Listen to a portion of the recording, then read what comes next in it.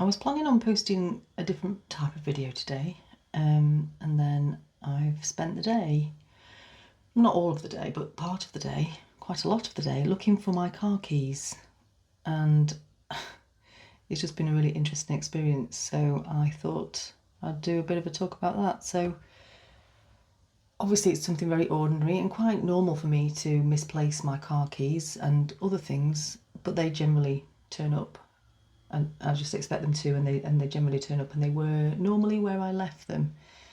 But today I can't find both sets of car keys. Normally if I lose one set I can find the other set, but neither of them have shown up, and I have been through the entire house, through the bins, through the laundry, through the cupboards, the drawers, the car itself, which was open, the barn, the shed, the cabin, everywhere, literally looked everywhere for them. And old me would have gone into panic, frustration. I need them because I can't do this, I can't get into there, or whatever. And my mind would be demanding an answer. What does it mean? Why is it happening? What's the message? And I need to fix this, and I need to fix it now. But I've surprised myself really so many hours later that there is just a feeling of calm and an expectation that they will reveal themselves when they reveal themselves. So even though it's booked in at the garage tomorrow, and I could do with getting it to the garage in the morning, I'm still managing to remain calm. So I feel really quite proud of myself in terms of that. I also then realised that maybe sometimes the teaching isn't about finding the answer, and I'm somebody who's always been incredibly solution orientated, always looking for solutions to problems and finding them. But this has really taught me and made me see that sometimes maybe the teaching is just staying present when there is no answer yet and there is no solution at the moment.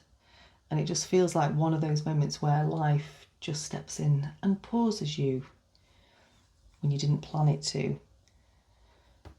It got me thinking about the awakening journey and how we're so used to looking for insight, signs, messages, numbers on the clock, downloads, but sometimes the medicine's much simpler. And it might be, can I stay regulated? Can I stay trusting and kind to myself when something is unresolved? And obviously this is just about car keys, but could apply to any situation.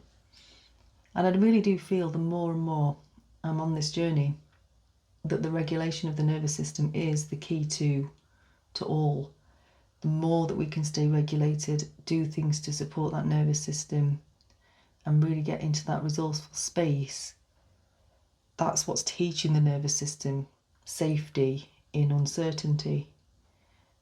And things like this are quite interesting to notice, because you realise that you are more regulated when you look back at an old situation where something similar might have happened and your reaction would have been very different.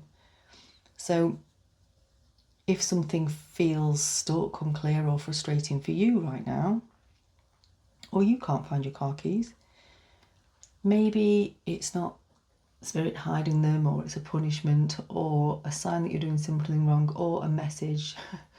Maybe it's just an invitation to slow down, to breathe, to listen, to be present, and just to let the next step appear instead of forcing it. And sometimes the universe doesn't give us the answer straight away. Sometimes it gives us the pause. And in that pause we learn to trust, we learn patience, resilience and presence. And we don't need to control everything for life to hold us. So I hope that message spoke to somebody else today who's had a similar experience of something frustrating happening. I'd be really interested to hear your lost key stories. Thank you for listening.